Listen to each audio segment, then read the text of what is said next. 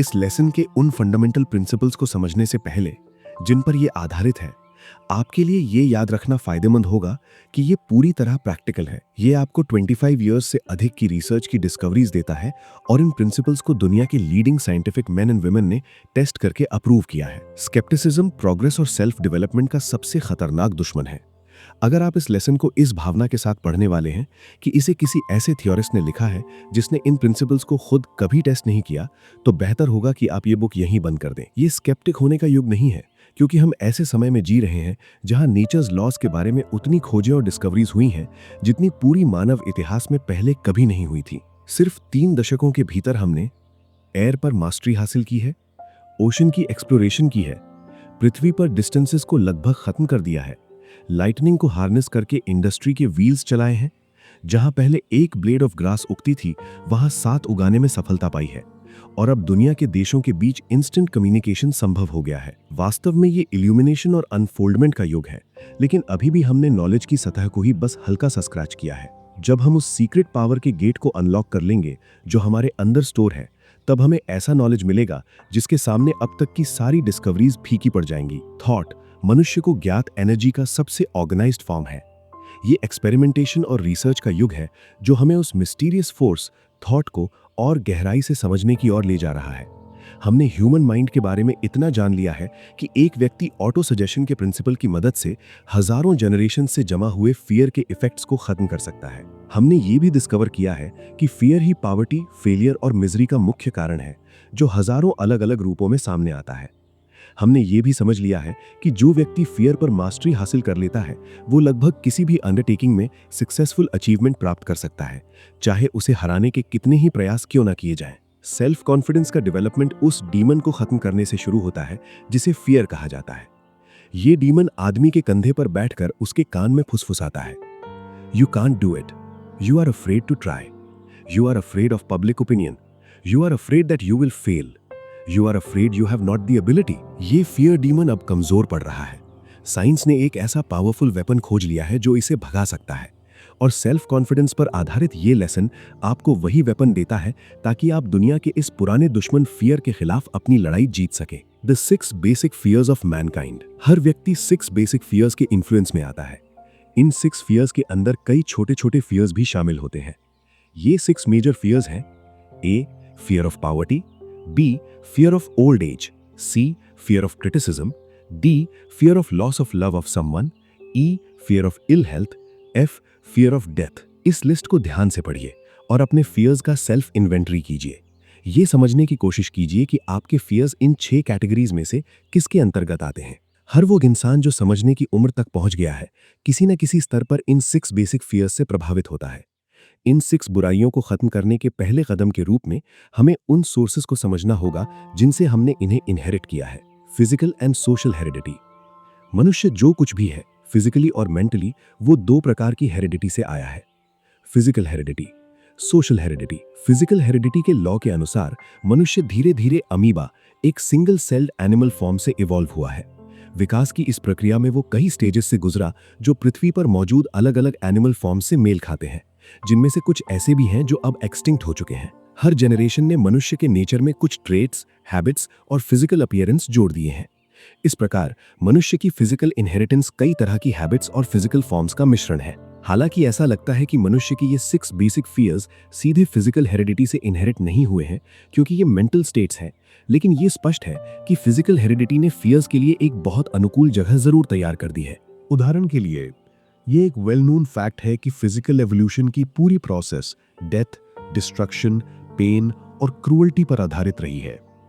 पृथ्वी की मिट्टी के एलिमेंट्स एवोल्यूशन की अपवर्ड जर्नी में एक फॉर्म ऑफ लाइफ की डेथ के माध्यम से दूसरे और हायर फॉर्म ऑफ लाइफ को सस्टेन करने में मदद करते हैं। सभी प्रकार की वेजिटेशन मिट्टी और हवा के एलिमेंट्स को ईट करके जीवित रहती है। उसी तरह सभी एनिमल लाइफ किसी दूसरे और कमजोर फॉर्म को या वेजिटेशन को ईट करके जीवित रहती है। सभी वेजिटेशन के सेल्स में बहुत हाई ऑर्डर की इंटेलिजेंस होती है। इसी तरह सभी एनिमल लाइफ के सेल्स में भी हाई लेवल की इंटेलिजेंस होती है। संभव है कि एक फिश के एनिमल सेल्स ने अपने बिटर एक्सपीरियंस से यह सीख लिया हो कि फिश हॉक नाम के एनिमल सेल्स के ग्रुप से बहुत डरना चाहिए, क्योंकि कई एनिमल फॉर्म्स, जिनमें अधिकांश मेन भी शामिल हैं, छोटे और कमजोर एनिमल्स को खाकर जीवित रहते हैं। इसलिए उन एनिमल्स की सेल इंटेलिजेंस, जो मनुष्य के शरीर का हिस्सा बन जाती है, अपने साथ वो फियर भी लेकर आती है जो उनके अलाइव खाए जाने के अनुभव से पैदा हुआ है। ये थ्योरी थोड़ी फार फेच्ड लग सकती है और हो सकता है कि ये पूरी तरह सही भी ना हो, लेकिन कम से कम ये एक लॉजिकल थ्योरी जरूर है। ऑथर इस थ्योरी पर विशेष जोर नहीं देता और ना ही ये इंसिस्ट करता है कि ये 6 बेसिक फियर्स को पूरी तरह एक्सप्लेन करती है। इन फियर्स के सोर्स के बारे में एक और इससे भी बेहतर एक्सप्लेनेशन मौजूद है, जिसे हम अब एग्जामिन करेंगे और जिसकी शुरुआत सोशल हेरिडिटी के डिस्क्रिप्शन से होगी। मनुष्य की पर्सनालिटी का सबसे महत्वपूर्ण हिस्सा उसे लॉ ऑफ सोशल हेरिडिटी के माध्यम से मिलता है। सोशल हेरिडिटी से मतलब उन तरीकों से है जिनके द्वारा एक जनरेशन अपनी सुपरस्टिशंस, बिलीफ्स, लेजेंड्स और आइडियाज अगली जनरेशन के माइंड्स पर इंपोज करती है, वही आइडियाज जो उसने पिछली जनरेशन से इनहेरिट किए थे। सोशल हेरिडिटी का अर्थ उन सभी सोर्सेज से है जिनसे कोई व्यक्ति नॉलेज प्राप्त करता है, जैसे schooling, religious teachings, reading, word of mouth conversation, story telling और वे सभी इंस्पिरेशंस जो आमतौर पर पर्सनल एक्सपीरियंसेस के रूप में स्वीकार किए जाते हैं। लॉ ऑफ सोशल हेरिडिटी के माध्यम से जो भी व्यक्ति किसी चाइल्ड के माइंड पर कंट्रोल रखता है, इंटेंस टीचिंग के जरिए उस चाइल्ड के माइंड में कोई भी आइडिया, चाहे वो ट्रू हो या फॉल्स, इस तरह प्लांट कर सकता है कि बच्चा उसे सच मान लेता है। फिर वो आइडिया बच्चे की पर्सनैलिटी का उतना ही स्थायी हिस्सा बन जाता है जितना उसके फिजिकल बॉडी का कोई सेल या ऑर्गन, और उसे बदलना भी उतना ही कठिन हो जाता है। इसी लॉ ऑफ सोशल हेरिडिटी के माध्यम से रिलीजनिस्ट्स बच्चे के माइंड में कई डॉगमास, क्रीड्स और रिलीजियस सेरेमनीज को प्लांट करते हैं। वे इन आइडियाज को लगातार बच्चे के माइंड के सामने रखते हैं जब तक कि उसका माइंड उन्हें एक्सेप्ट करके अपने इररिवोकेबल बिलीफ का हिस्सा न बना ले। एक छोटे चाइल्ड का माइंड जो अभी अंडरस्टैंडिंग की उम्र तक नहीं पहुंचा है, मान लीजिए उसके जीवन के पहले 2 इयर्स, बहुत प्लास्टिक, ओपन, क्लीन और फ्री होता है। ऐसे माइंड में जो भी आइडिया उस व्यक्ति के द्वारा प्लांट किया जाता है, जिस पर बच्चा कॉन्फिडेंस करता है, वो जड़ पकड़ लेता है और इस तरह ग्रो करता है कि उसे बाद में इरेडिकेट या कंप्लीटली वाइप आउट करना लगभग असंभव हो जाता है, चाहे वो आइडिया लॉजिक या रीजन के कितना भी खिलाफ क्यों ना हो। कई रिलीजनिस्ट्स ये दावा करते हैं कि वे अपने रिलीजन के टेनेट्स को इतनी गहराई से इम्प्लांट कर सकते हैं कि वहां किसी दूसरे रिलीजन के लिए जगह ही ना बचे। ये दावा पूरी तरह एग्जैजरेटेड भी नहीं है। अब जबकि हमने समझ लिया है कि लॉ ऑफ सोशल हेरिडिटी कैसे ऑपरेट करता है, स्टूडेंट अब ये एग्जामिन करने के लिए तैयार है कि मनुष्य 6 बेसिक फियर्स को किन सोर्सेस से इनहेरिट करता है। इसके अलावा कोई भी स्टूडेंट, सिवाय उन लोगों के जो अभी तक इतने मैच्योर नहीं हुए कि अपनी सुपरस्टिशंस को चैलेंज करने वाली ट्रुथ को एग्जामिन कर सकें, इस प्रिंसिपल की साउंडनेस को अपने ही पर्सनल एक्सपीरियंसेस से वेरीफाई कर सकता है। सौभाग्य से इस लेसन में दिए गए लगभग सभी एविडेंस ऐसे हैं जिन्हें कोई भी व्यक्ति जो सिंसियरली ट्रुथ की तलाश करता है खुद वेरीफाई कर सकता है। कम से कम अभी के लिए अपने प्रेजुडिसेस और प्री कंसीव्ड आइडियाज को थोड़ी देर के लिए अलग रख दीजिए। आप चाहें तो बाद में उन्हें फिर से उठा सकते हैं, जबकि हम मनुष्य के 6 वर्स्ट एनिमीज यानी 6 बेसिक फियर्स की ओरिजिन और नेचर को समझते हैं। और हम शुरुआत करेंगे द फियर ऑफ पॉवर्टी से। इस फियर की ओरिजिन के बारे में सच बताने के लिए करेज की जरूरत है, और शायद उससे भी ज्यादा करेज इस ट्रुथ को एक्सेप्ट करने के लिए।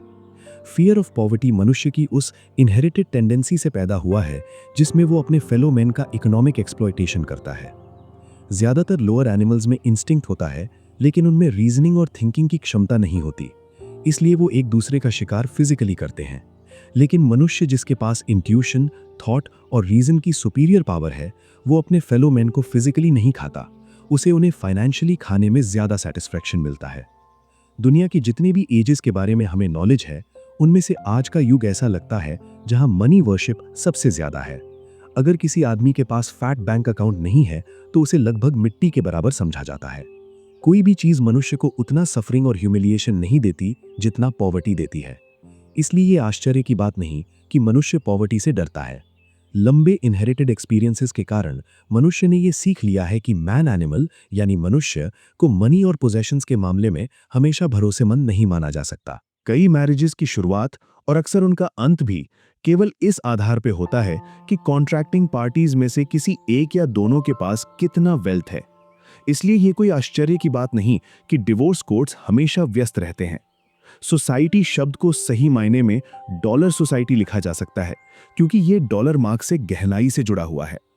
मनुष्य वेल्थ प्राप्त करने के लिए इतना ईगर है कि वो इसे किसी भी तरीके से हासिल करने की कोशिश करता है।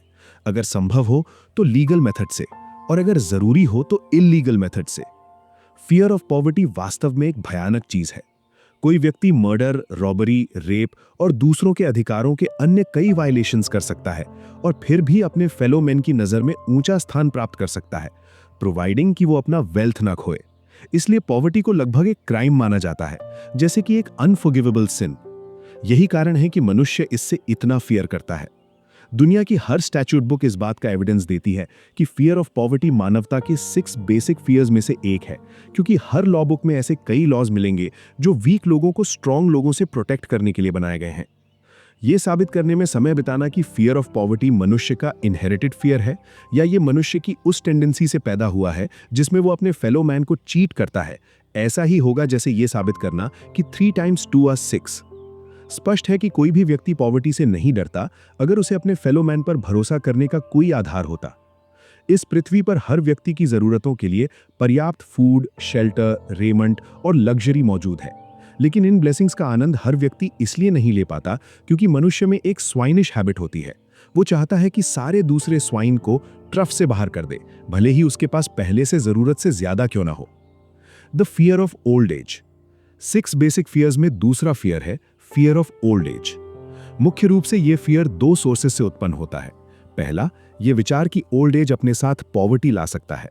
दूसरा और सबसे कॉमन कारण, फॉल्स और क्रूअल सेक्टेरियन टीचिंग्स, जिन्हें फायर एंड ब्रिमस्टोन, पर्गट्रीज और अन्य डरावनी अवधारणाओं के साथ इस तरह मिलाया गया है कि लोगों ने ओल्ड एज से डंगला शुरू कर दिया, क्योंकि ओल्ड एज उन्हें एक दूसरे वर्ल्ड के करीब ले जाता है जो शायद इस वर्ल्ड से भी ज्यादा हॉरिबल हो सकता है। फियर ऑफ ओल्ड एज में मनुष्य के डर के 2 मजबूत कारण होते हैं। अपने फेलो मैन पर डिस्ट्रस्ट जो उसके वर्ल्डली गुड्स को छीन सकते हैं, और उस वर्ल्ड टू कम की भयानक तस्वीरें जो उसके माइंड में लॉ ऑफ सोशल हेरिडिटी के माध्यम से बहुत पहले ही प्लांट कर दी गई थी। तो क्या यह आश्चर्य की बात है कि मनुष्य ओल्ड एज के आने से डरता है? The fear of criticism. 6 basic fears में तीसरा फियर है फियर ऑफ क्रिटिसिज्म। मनुष्य ने यह फियर कैसे अक्वायर किया, यह निश्चित रूप से बताना कठिन है, लेकिन एक बात निश्चित है, यह फियर उसके अंदर अच्छी तरह डेवलप्ड है। कुछ लोग मानते हैं कि यह फियर उस समय पैदा हुआ जब पॉलिटिक्स का अस्तित्व शुरू हुआ। कुछ मानते हैं कि इसका सोर्स पहली वुमेन्स क्लब की मीटिंग तक जाता है, और कुछ ह्यूमरिस्ट्स कहते हैं कि इसका ओरिजिन होली बाइबल में मौजूद कई विट्रियोलिक और वायलेंट फॉर्म्स ऑफ क्रिटिसिज्म से हुआ। अगर ये दावा सही है और जो लोग बाइबल की हर बात को लिटरली मानते हैं वे गलत नहीं हैं, तो फिर क्रिटिसिज्म के फियर के लिए गॉड को जिम्मेदार ठहराया जा सकता है, क्योंकि गॉड ने ही बाइबल को लिखवाया। ये ऑथर ना तो कोई ह्यूमरिस्ट है और ना ही कोई प्रॉफिट, बल्कि एक साधारण वर्कडे पर्सन है। इसलिए वो फियर ऑफ क्रिटिसिज्म को मनुष्य की उस इनहेरिटेड नेचर से जोड़ता है जो उसे अपने फेलो मैन की गुड्स एंड वेयर्स छीनने के लिए प्रेरित करता है, और फिर अपने इस एक्शन को जस्टिफाई करने के लिए उसके कैरेक्टर की क्रिटिसिज्म करता है। फियर ऑफ क्रिटिसिज्म कई अलग अलग फॉर्म्स लेता है, जिनमें से अधिकतर बहुत पेटी और ट्रिवियल होते हैं, कभी कभी तो बेहद चाइल्डिश भी होते हैं। उदाहरण के लिए कई बॉल्ड हेडेड मैन गंजे इसलिए हो जाते हैं क्योंकि उन्हें क्रिटिसिज्म का डर होता है। सिर के बाल इसलिए झड़ते हैं क्योंकि टाइट फिटिंग हैट्स की बैंड्स बालों की जड़ों में सर्कुलेशन को रोक देती हैं। पुरुष हैट्स इसलिए नहीं पहनते कि उन्हें कंफर्ट के लिए उनकी जरूरत है, बल्कि इसलिए पहनते हैं क्योंकि एवरीबॉडी इज डूइंग इट। और व्यक्ति भी वही करता है जो बाकी सब कर रहे हैं, ताकि कोई उसे क्रिटिसाइज ना करे। महिलाओं के सिर आमतौर पर गंजे नहीं होते या उनके बाल पतले नहीं होते क्योंकि वे लूज हैट्स पहनती हैं जिनका उद्देश्य सिर्फ अपीयरेंस बनाना होता है। लेकिन इसका मतलब ये नहीं कि महिलाएं फियर ऑफ क्रिटिसिज्म से मुक्त हैं। अगर कोई महिला दावा करे कि वो इस मामले में पुरुष से बेहतर है, तो उससे कहिए कि वो सड़क पर ऐसा हैट पहनकर चले जो 1 और 2 सीजन्स आउट ऑफ स्टाइल हो। सभी प्रकार के क्लोथिंग मैन्युफैक्चरर्स ने इस फियर ऑफ क्रिटिसिज्म का फायदा उठाने में देर नहीं की। हर सीजन में स्टाइल्स बदल जाते हैं, लेकिन ये स्टाइल्स तय कौन करता है? निश्चित रूप से परचेजर नहीं, बल्कि मैन्युफैक्चरर। और वे स्टाइल्स इतनी बार क्यों बदलते हैं? स्पष्ट है, ताकि मैन्युफैक्चरर्स ज्यादा क्लोथ्स बेच सकें। इसी कारण ऑटोमोबाइल मैन्युफैक्चरर्स भी अक्सर हर सीजन में स्टाइल्स बदलते हैं। क्लोथिंग मैन्युफैक्चरर्स जानते हैं कि मैन एनिमल को यह डर रहता है कि कहीं वो ऐसा गारमेंट न पहन ले जो एक सीजन आउट ऑफ स्टाइल हो। क्या यह सच नहीं है? क्या आपका अपना एक्सपीरियंस भी इसे साबित नहीं करता? अब तक हमने ये देखा कि फियर ऑफ क्रिटिसिज्म लोगों के बिहेवियर को जीवन की छोटी छोटी बातों में कैसे प्रभावित करता है। अब देखते हैं कि ये fear important matters of human intercourse में कैसे प्रभाव डालता है। उदाहरण के लिए किसी भी ऐसे व्यक्ति को लीजिए जो मेंटल मैच्योरिटी की उम्र तक पहुंच चुका हो, औसतन 35 से 45 इयर्स के बीच। अगर आप उसके माइंड को पढ़ सके तो आपको वहां कई रिलीजनिस्ट्स द्वारा सिखाई गई कहानियों और बिलीफ्स के खिलाफ एक स्पष्ट डिसबिलीफ और रिबेलियन दिखाई देगा। लेकिन फियर ऑफ क्रिटिसिज्म इतना पावरफुल है कि वो व्यक्ति अपने असली विचारों को ओपनली व्यक्त करने से डरता है।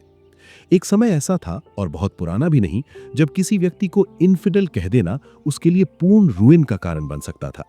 इसलिए यह स्पष्ट है कि मनुष्य का फियर ऑफ क्रिटिसिज्म बिना कारण के नहीं है। इसके अस्तित्व के पीछे पर्याप्त कारण मौजूद हैं।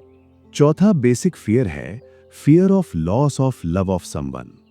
इस फियर की ओरिजिन को समझाने के लिए ज्यादा एक्सप्लेनेशन की जरूरत नहीं है, क्योंकि ये स्पष्ट है कि ये मनुष्य की उस टेंडेंसी से पैदा हुआ है जिसमें वो अपने फेलो मैन की मेट को छीनने की कोशिश करता है, या कम से कम उसके साथ ऐसी लिबर्टीज लेने की कोशिश करता है जो उसके राइटफुल लॉर्ड और मास्टर को पता ना चले। प्रकृति के अनुसार सभी पुरुष कुछ हद तक पॉलीगैमिस होते हैं। ये एक ऐसा ट्रूथ है जिसे कई लोग डिनाई करेंगे, खासकर वे लोग जो या तो इतनी उम्र के हो चुके हैं कि उनका सेक्सुअल फंक्शन सामान्य रूप से काम नहीं करता, या किसी अन्य कारण से उन ग्लैंड्स की एक्टिविटी खो चुके हैं जो पुरुषों में ऑपोजिट सेक्स की प्लूरैलिटी की टेंडेंसी के लिए जिम्मेदार होती हैं। इसमें बहुत कम डाउट है कि जेलसी और इसके जैसे अन्य फॉर्म्स की माइल्ड डिमेंशिया प्रीकॉक्स यानी इंसैनिटी मनुष्य के inherited fear of loss of love of someone से उत्पन्न हुई है। इस ऑथर ने जितने भी सेन फूल्स का अध्ययन किया है, उनमें सबसे अजीब और विचित्र वो व्यक्ति है जो किसी वुमन के कारण जेलस हो जाता है, या वो वुमन जो किसी मैन के कारण जेलस हो जाती है। सौभाग्य से ऑथर को इस प्रकार की इंसैनिटी का केवल एक ही पर्सनल एक्सपीरियंस हुआ है, लेकिन उसी एक्सपीरियंस से उसने इतना सीख लिया कि वो कॉन्फिडेंटली कह सकता है कि fear of loss of love of someone सभी 6 बेसिक फियर्स में से सबसे अधिक पेनफुल फियर्स में से एक है, शायद सबसे पेनफुल। और ये भी कहना उचित है कि ये फियर ह्यूमन माइंड पर बाकी सभी फियर्स की तुलना में ज्यादा हैवॉक मचाता है, और अक्सर ये परमानेंट इंसैनिटी के वायलेंट फॉर्म्स तक ले जाता है। The fear of ill health. 5वां बेसिक फियर है फियर ऑफ इल हेल्थ। इस फियर की ओरिजिन काफी हद तक उन्हीं सोर्सेस से आती है जिनसे फियर ऑफ पॉवर्टी और फियर ऑफ ओल्ड एज उत्पन्न हुए हैं। फियर ऑफ इल हेल्थ इन दोनों फियर्स से क्लोजली कनेक्टेड है, क्योंकि ये भी मनुष्य को उन टेरेबल वर्ल्ड्स के बॉर्डर तक ले जाता है जिनके बारे में वो बहुत कम जानता है, लेकिन जिनके बारे में उसने कई डरावनी कहानियां सुन रखी हैं। ऑथर को स्ट्रॉन्ग सस्पिशन है कि जो लोग गुड हेल्थ मेथड्स बेचने के बिजनेस में लगे हैं, उन्होंने फियर ऑफ इल हेल्थ को ह्यूमन माइंड में अलाइव रखने में काफी योगदान दिया है। मानव इतिहास जितना पुराना है, उतने लंबे समय से दुनिया में अलग अलग प्रकार के थेरेपी और हेल्थ परवेयर्स मौजूद रहे हैं। अगर कोई व्यक्ति लोगों को हेल्दी रखने के बिजनेस से अपनी लिविंग कमाता है, तो ये स्वाभाविक है कि वो लोगों को ये कन्विंस करने के लिए हर मुमकिन तरीका अपनाएगा कि उन्हें उसकी सर्विसेज की जरूरत है। इस तरह धीरे धीरे लोगों के माइंड में fear of ill health develop हो सकता है। The fear of death. छठा और अंतिम बेसिक फियर है फियर ऑफ डेथ। कई लोगों के लिए ये सभी 6 बेसिक फियर्स में से सबसे वर्स्ट फियर है, और इसका कारण साइकोलॉजी का कोई भी कैजुअल स्टूडेंट आसानी से समझ सकता है। डेथ से जुड़ी हुई भयानक फियर की भावना का मुख्य कारण रिलीजियस फैनाटिसिज्म है, शायद सभी अन्य सोर्सेस से भी अधिक। कई सो कॉल्ड हीदन लोग डेथ से उतना नहीं डरते जितना सो कॉल्ड सिविलाइज्ड लोग डरते हैं, खासकर वे लोग जो थियोलॉजी के इन्फ्लुएंस में रहे हैं। सैकड़ों मिलियन वर्षों से मनुष्य 2 अनआंसर्ड क्वेश्चंस पूछता आया है, वेंस और विदर, अर्थात मैं कहां से आया हूं और डेथ के बाद कहां जाऊंगा। ह्यूमन काइंड के कनिंग, क्राफ्टी और कभी कभी ऑनेस्ट लेकिन क्रेडुलस लोगों ने इन क्वेश्चंस के आंसर्स देने में देर नहीं लगाई। वास्तव में इन क्वेश्चंस के आंसर्स देना एक प्रकार का लर्नेड प्रोफेशन बन गया है, जबकि इस प्रोफेशन में प्रवेश करने के लिए ज्यादा लर्निंग की आवश्यकता भी नहीं होती। अब देखिए, फियर ऑफ डेथ का मुख्य सोर्स। एक सेक्टेरियन लीडर कहता है, मेरे टेंट में आओ, मेरे फेथ को स्वीकार करो, मेरे डॉगमाज को मानो और मेरा सैलरी भी दो, और मैं तुम्हें एक टिकट दूंगा जो तुम्हें डेथ के बाद सीधे हेवन में प्रवेश दिलाएगा। और वही लीडर कहता है, अगर तुम मेरे टेंट में नहीं आए तो तुम सीधे हेल में जाओगे, जहां तुम इटर्निटी तक जलते रहोगे। वास्तव में ये सेल्फ अपॉइंटेड लीडर न तो किसी को हेवन में प्रवेश दिला सकता है और न ही किसी को हेल में भेज सकता है। लेकिन हेल की संभावना इतनी भयानक लगती है कि ये मनुष्य के माइंड को पकड़ लेती है और सबसे बड़ा फियर पैदा कर देती है, फियर ऑफ डेथ। सच्चाई ये है कि कोई भी मनुष्य ये नहीं जानता कि हेवन या हेल वास्तव में कैसे हैं, या वे एग्जिस्ट भी करते हैं या नहीं। और यही लैक ऑफ डेफिनेट नॉलेज मनुष्य के माइंड का दरवाजा चार्लटन्स के लिए खोल देता है, जो ट्रिकरी, डिसीट और फ्रॉड के माध्यम से लोगों के माइंड्स को कंट्रोल करते हैं। सच्चाई केवल इतनी है, न इससे ज्यादा न इससे कम। No man knows nor has any man ever known where we come from at birth और where we go at death. जो भी व्यक्ति इसके विपरीत दावा करता है वो या तो खुद को डिसीव कर रहा है, या वो एक इम्पोस्टर है जो मानवता की क्रेड्यूलिटी का फायदा उठाकर बिना किसी वैल्यूएबल सर्विस के अपना जीवन चला रहा है। हालांकि ये भी कहना उचित होगा कि जो लोग टिकट्स इनटू हेवन बेचने के काम में लगे हैं, उनमें से अधिकांश वास्तव में ये बिलीव करते हैं कि वे हेवन का रास्ता जानते हैं और उनकी क्रीड्स और फॉर्मूलाज लोगों को वहां सुरक्षित पहुंचाएंगी। इस बिलीफ को एक शब्द में कहा जा सकता है, क्रेड्यूलिटी। आमतौर पर रिलीजियस लीडर्स ये दावा करते हैं कि आज की सिविलाइजेशन का अस्तित्व चर्चेस के कार्यों के कारण है। ऑथर व्यक्तिगत रूप से इस क्लेम को स्वीकार करने के लिए तैयार है, बशर्ते उसे ये जोड़ने की अनुमति दी जाए कि अगर ये क्लेम सच भी हो तो भी थियोलॉजियंस के पास बहुत ज्यादा ब्रैग करने जैसा कुछ नहीं है। लेकिन ये सच नहीं हो सकता कि सिविलाइजेशन पूरी तरह ऑर्गेनाइज्ड चर्चेस और क्रीड्स के प्रयासों से विकसित हुई है। अगर सिविलाइजेशन से हमारा मतलब नेचुरल लॉज की डिस्कवरीज और उन इन्वेंशन से है जिनकी विरासत आज पूरी दुनिया को मिली है। अगर थियोलॉजियन सिविलाइजेशन के उस हिस्से का क्रेडिट लेना चाहते हैं जो मनुष्य के conduct towards his fellow man से जुड़ा है, तो वे ऐसा करने के लिए पूरी तरह वेलकम है। और अंत में फिर वही बात, इस बिलीफ को एक ही शब्द में समेटा जा सकता है, क्रेड्यूलिटी। आमतौर पर रिलीजियस लीडर्स ये ब्रॉड और स्वीपिंग क्लेम करते हैं कि वर्तमान सिविलाइजेशन का अस्तित्व चर्चेस द्वारा किए गए कार्यों के कारण है। ये ऑथर, जहां तक उसका व्यक्तिगत विचार है, इस क्लेम को स्वीकार करने के लिए तैयार है, बशर्ते उसे ये जोड़ने की अनुमति दी जाए कि अगर ये क्लेम सच भी हो तो भी थियोलॉजियंस के पास बहुत ज्यादा ब्रैग करने जैसा कुछ नहीं है। लेकिन ये सच नहीं हो सकता कि सिविलाइजेशन पूरी तरह ऑर्गेनाइज्ड चर्चेस और क्रीड्स के प्रयासों से विकसित हुई है। अगर सिविलाइजेशन से हमारा मतलब नेचुरल लॉज की खोज और उन अनेक इन्वेंशन से है जिनकी विरासत आज दुनिया को मिली है। अगर थियोलॉजियन सिविलाइजेशन के उस हिस्से का क्रेडिट लेना चाहते हैं जो मनुष्य के कंडक्ट टुवर्ड इस फेलो मैन से संबंधित है, तो वे ऐसा करने के लिए पूरी तरह वेलकम है। ये कहना पर्याप्त नहीं है कि सोशल हेरिडिटी वो मेथड है जिसके माध्यम से मनुष्य अपने 5 सेंसेस के जरिए प्राप्त होने वाला नॉलेज इकट्ठा करता है। इससे अधिक महत्वपूर्ण ये समझना है कि सोशल हेरिडिटी काम कैसे करती है और इसे कई अलग अलग एप्लीकेशंस के माध्यम से समझना चाहिए ताकि स्टूडेंट इस लॉ को पूरी तरह समझ सके। आइए हम lower forms of animal life से शुरुआत करें और देखें कि वे लॉ ऑफ सोशल हेरिडिटी से कैसे प्रभावित होते हैं। करीब 30 ऑड ईयर्स पहले जब ऑथर ने यह अध्ययन शुरू किया कि मनुष्य वो नॉलेज कहां से प्राप्त करता है जो उसे वैसा बनाता है जैसा वो है, तब उसे एक रफ्ड ग्राउस का नेस्ट मिला। ये नेस्ट ऐसी जगह पर था जहां से मदर बर्ड को काफी दूरी से देखा जा सकता था जब वो नेस्ट पर बैठी होती थी। एक पेयर ऑफ फील्ड ग्लासेस की मदद से उस बर्ड को क्लोजली ऑब्जर्व किया गया जब तक कि उसके यंग बर्ड्स हैच नहीं हो गए। संयोग से डेली ऑब्जर्वेशन उस समय की गई जब यंग बर्ड्स शेल से बाहर आए कुछ ही घंटे हुए थे। ये जानने की इच्छा से कि क्या होगा, ऑथर नेस्ट के पास गया। मदर बर्ड पास ही रही जब तक कि इंट्रूडर उससे लगभग 10 या 12 फीट की दूरी तक नहीं पहुंच गया। फिर उसने अपने फेदर्स को अस्त व्यस्त किया, एक विंग को अपने पैर पर फैलाया और ऐसे हॉबलिंग करते हुए दूर जाने लगी जैसे वो क्रिपल्ड हो।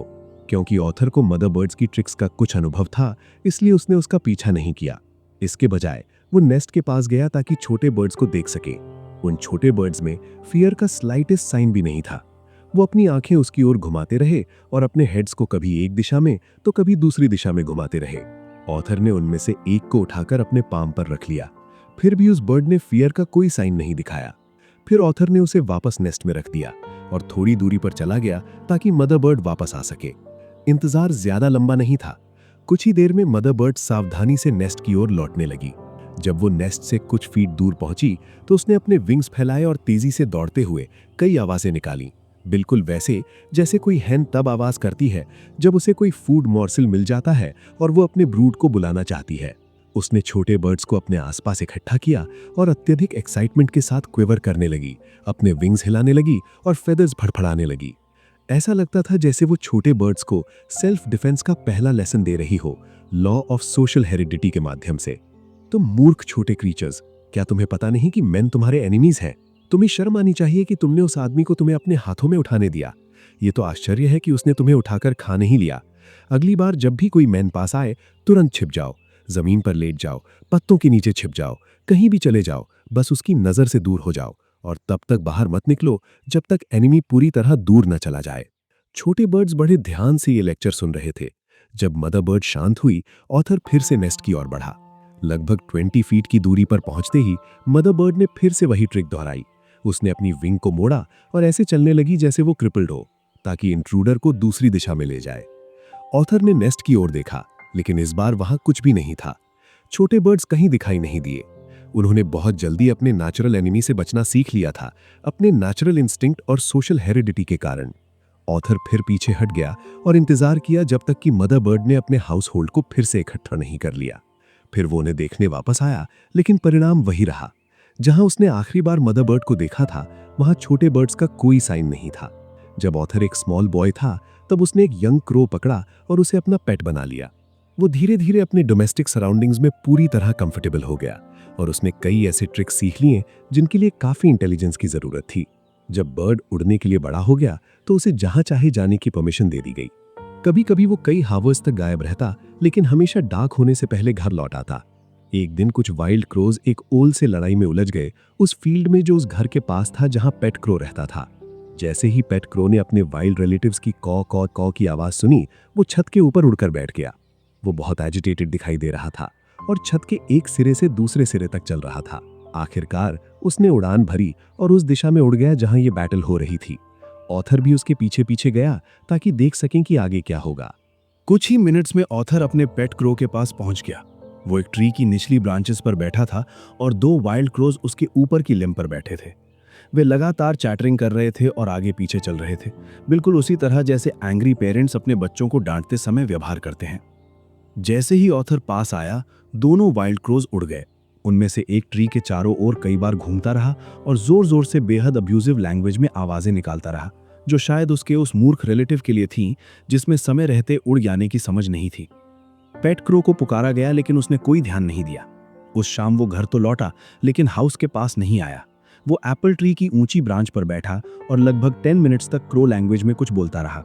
शायद वो ये कह रहा था कि उसने अपने साथियों की तरह फिर से वाइल्ड लाइफ में लौटने का निर्णय ले लिया है।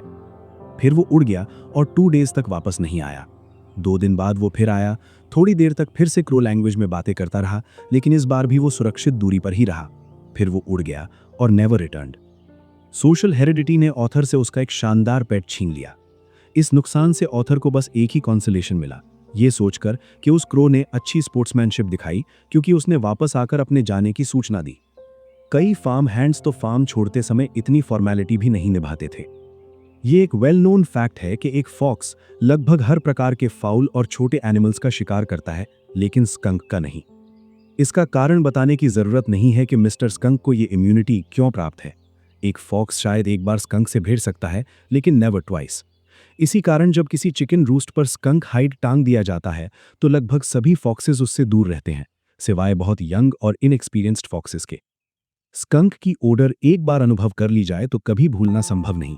दुनिया में कोई भी दूसरी स्मेल उससे मिलती जुलते नहीं है।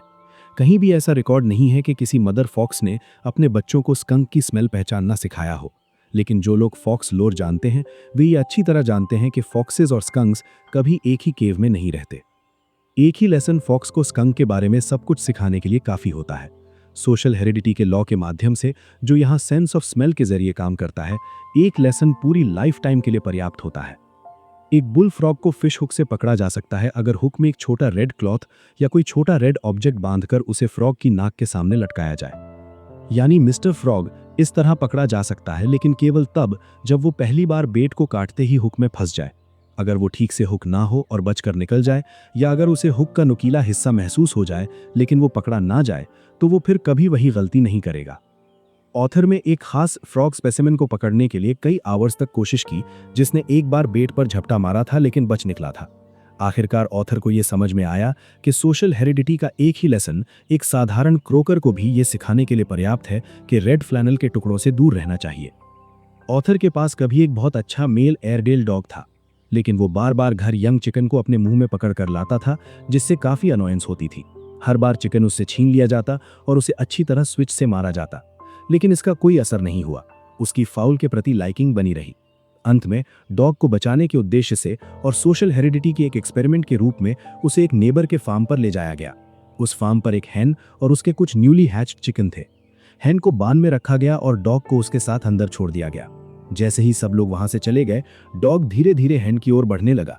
उसने उसकी दिशा में हवा को 2-3 बार स्निफ किया, यह सुनिश्चित करने के लिए कि यह वही मीट है जिसकी उसे तलाश थी। फिर उसने उस पर झपटा मारा। लेकिन इस बीच मिसेस हैन भी अपनी तरफ से कुछ सर्वेइंग कर रही थी। वो मिस्टर डॉग से आधे रास्ते में ही टकराईं और ऐसी विंग्स और क्लॉस के सरप्राइज के साथ टकराईं जैसा उसने पहले कभी अनुभव नहीं किया था। पहला राउंड स्पष्ट रूप से हैन का था, लेकिन डॉग ने सोचा कि इतनी अच्छी और मोटी बर्ड उसके पंजों से इतनी आसानी से नहीं निकल सकती, इसलिए वो थोड़ा पीछे हटा और फिर दोबारा चार्ज किया। इस बार मिसेस हैन सीधे उसकी बैक पर आ गिरी, अपने क्लॉज उसकी स्किन में गड़ा दिए और अपनी तेज बिल का पूरा इस्तेमाल किया। मिस्टर डॉग अपने कॉर्नर में पीछे हट गया। वो ऐसा लग रहा था जैसे किसी के बेल बजाने का इंतजार कर रहा हो, ताकि फाइट को थोड़ी देर के लिए रोक दिया जाए और वो फिर से अपने बेयरिंग संभाल सके। लेकिन मिसेस हैन को किसी भी तरह की डिलिबरेशन के लिए समय नहीं चाहिए था। उसने अपने एडवर्सरी को भागने पर मजबूर कर दिया था और वो जानती थी कि ऑफेंसिव का फायदा कैसे उठाया जाता है, इसलिए वो उसे लगातार भागने पर मजबूर करती रही। ऐसा लगता था जैसे उसके शब्द समझे जा सकते हो जब वो बेचारे एयरडेल को बान के एक कॉर्नर से दूसरे कॉर्नर तक भगा रही थी। वो लगातार तेज आवाजें निकाल रही थी, जो बिल्कुल ऐसी लग रही थीं जैसे कोई एंग्री मदर अपने बच्चों को किसी ओल्डर बॉयज के हमले से बचाने के लिए डांट रही हो। एयरडेल एक बहुत ही खराब सोल्जर साबित हुआ। लगभग 2 मिनट तक बान के कोनों में भागने के बाद वो जमीन पर जितना हो सके उतना फ्लैट लेट गया और अपने पॉज से अपनी आईज को बचाने की कोशिश करने लगा। मिसेस हैन खास तौर पर उसकी आंखें निकालने की कोशिश करती हुई लग रही थी। आखिरकार हैन के ओनर ने बीच में हस्तक्षेप किया और उसे वापस ले गया, या अधिक सही शब्दों में कहें तो उसने डॉग को बचाया, और ये बात डॉग को बिल्कुल भी बुरी नहीं लगी। अगले दिन एक चिकन को उस सेलर में रखा गया जहां डॉग सोता था। जैसे ही उसने उस बर्ड को देखा, उसने तुरंत अपनी टेल पैरों के बीच दबा ली और एक कॉर्नर की ओर भाग गया। उसने फिर कभी चिकन पकड़ने की कोशिश नहीं की। सोशल हेरिडिटी का केवल एक लेसन जो सेंस ऑफ टच के माध्यम से मिला, उसे ये सिखाने के लिए पर्याप्त था कि चिकन चेजिंग में भले ही कुछ आनंद हो, लेकिन इसमें काफी हैजर्ड भी है। इन सभी इलस्ट्रेशंस पहले वाले को छोड़कर नॉलेज सीधे डायरेक्ट एक्सपीरियंस से प्राप्त किया गया है। अब ध्यान दीजिए उस अंतर पर जो डायरेक्ट एक्सपीरियंस से प्राप्त नॉलेज और उस नॉलेज के बीच होता है जो यंग को ओल्ड द्वारा सिखाया जाता है, जैसे रफ्ड ग्राउस और उसके बच्चों के मामले में। सबसे प्रभावशाली लेसन्स वे होते हैं जो यंग अपने एल्डर्स से सीखते हैं, खासकर जब उन्हें हाईली कलर्ड या इमोशनलाइज्ड मेथड्स ऑफ टीचिंग के माध्यम से सिखाया जाता है। जब मदर ग्राउस ने अपने विंग्स फैलाए, अपने फेदर्स खड़े किए, अपने शरीर को ऐसे हिलाया जैसे कोई व्यक्ति पैल्सी से पीड़ित हो, और अत्यधिक एक्साइटेड होकर अपने बच्चों से चैटर करने लगी, तब उसने उनके दिलों में फियर ऑफ मैन इस तरह से बसा दिया जिसे वो कभी नहीं भूल सकते थे। इस लेसन में सोशल हेरिडिटी शब्द का विशेष अर्थ है वे सभी मेथड्स जिनके माध्यम से किसी बच्चे को कोई आइडिया, डॉगमा, क्रीड, रिलीजन या सिस्टम ऑफ एथिकल कंडक्ट सिखाया जाता है। ये शिक्षा उसके पेरेंट्स या उन लोगों द्वारा दी जाती है जिनके पास उस पर अथॉरिटी होती है, और ये सब तब होता है जब तक कि बच्चा उस उम्र तक नहीं पहुंचता जब वो इन टीचिंग्स के बारे में खुद रीजन और रिफ्लेक्ट कर सके। आमतौर पर ये रीजनिंग पावर लगभग 7 to 12 ईयर्स की उम्र में विकसित होती है। दुनिया में फियर के अनगिनत फॉर्म्स हैं, लेकिन उनमें से कोई भी फियर ऑफ पॉवर्टी और फियर ऑफ ओल्ड एज जितना डेडली नहीं है। हम अपनी बॉडीज को ऐसे चलाते हैं जैसे वो स्लेव्स हों, क्योंकि हम पॉवर्टी से इतने डरते हैं कि हम मनी जमा करना चाहते हैं। किस लिए? ओल्ड एज के लिए। ये कॉमन फियर हमें इतना कठोर बना देता है कि हम अपनी बॉडीज को ओवरवर्क कर देते हैं और अंत में वही चीज पैदा कर देते हैं जिससे बचने के लिए हम संघर्ष कर रहे होते हैं। ये एक दुखद ट्रेजेडी है जब हम किसी व्यक्ति को खुद को इस तरह ड्राइव करते हुए देखते हैं, खासकर तब जब वो जीवन के 40 ईयर माइल पोस्ट के आसपास पहुंचता है। यही वो उम्र है जब मनुष्य मेंटली मैच्योर होना शुरू करता है। 40 इयर्स की उम्र में मनुष्य उस स्टेज में एंटर करता है जहां वो नेचर की हैंडराइटिंग को समझने लगता है, जो फॉरेस्ट्स, फ्लोइंग ब्रुक्स और faces of main and little children में दिखाई देती है। लेकिन ये डेविल फियर उसे इतना जोर से ड्राइव करता है कि वो इन सब चीजों से ब्लाइंड हो जाता है और कन्फ्लिक्टिंग डिजायर्स के एक जटिल मेज में खो जाता है। ऑर्गेनाइज्ड एफर्ट का प्रिंसिपल अक्सर नजरअंदाज कर दिया जाता है। इसके बजाय मनुष्य अपने चारों ओर मौजूद नेचर्स फोर्सेस को समझकर उनका सहारा लेने के बजाय उन्हें चुनौती देने लगता है। अगर वो इन फोर्सेस को समझकर उनका उपयोग करे तो वे उसे ग्रेट अचीवमेंट की ऊंचाइयों तक पहुंचा सकती है। लेकिन जब वो उन्हें चुनौती देता है तो वही फोर्सेस डिस्ट्रक्शन का कारण बन जाती हैं। शायद नेचर की इन शक्तियों में से कोई भी शक्ति मनुष्य के अनफोल्डमेंट के लिए उतनी उपलब्ध नहीं है जितनी कि ऑटो सजेशन का प्रिंसिपल। लेकिन इस शक्ति के बारे में इग्नोरेंस के कारण मानव जाति का अधिकांश हिस्सा इसे इस तरह उपयोग करता है कि ये हेल्प के बजाय हिंड्रेंस बन जाती है। आइए कुछ फैक्ट्स देखें जो बताते हैं कि इस महान फोर्स ऑफ नेचर का गलत उपयोग कैसे होता है। मान लीजिए एक व्यक्ति को कोई डिसअपॉइंटमेंट मिलता है, कोई फ्रेंड उसे धोखा दे देता है या कोई नेबर उसके प्रति इनडिफरेंट दिखाई देता है। तुरंत वो सेल्फ सजेशन के माध्यम से ये निर्णय ले लेता है कि सभी मैन अविश्वसनीय हैं और सभी नेबर्स कृतज्ञ हैं।